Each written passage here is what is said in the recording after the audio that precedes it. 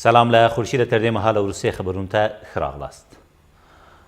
د ننګرهار په نازیانو ولسوالۍ کې نن سهار د افغان ځواکونو او ولسي پاڅون کوونکو له لوري چاڼیز عملیات پیل شول.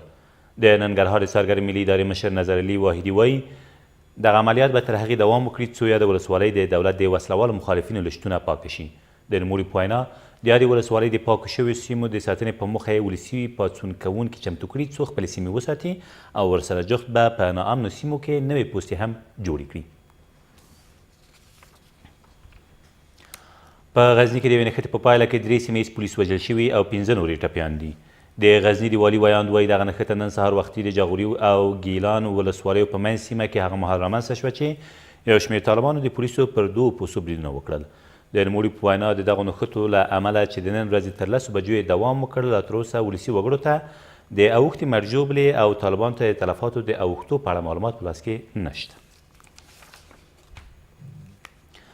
د بادغیس په مقر ولسوالۍ کې د یوې نښتې له امله 6 طالبان وژل شوي او 3 نورې ټپیان دي. دغه نښته تېره شپه نږدې 11 نیمې بجې هغه مهال پیل شوه چې یو شمېر طالبانو د ملي پوځ پر یوې پوستې برید وکړ.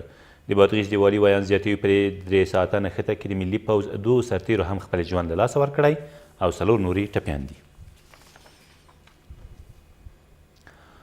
200 سیلاب قلو اردو قمندانۍ په 2 بېلابېلو عملیاتو کې د 18 طالبانو له وژل کېدو خبر ورکړ.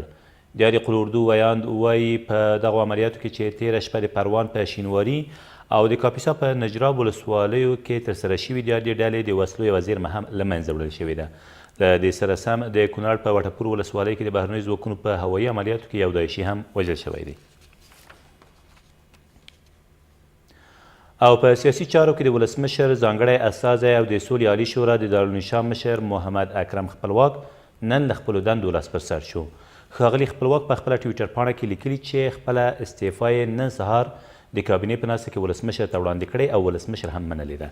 نوموړي په خپله استعفا پاڼه کې د دغه کار د لامل په اړه څه نه دي ویلي. دا تر دې مهاله وروستي خبرونه. پاتې ورځ مو نیکمرغه.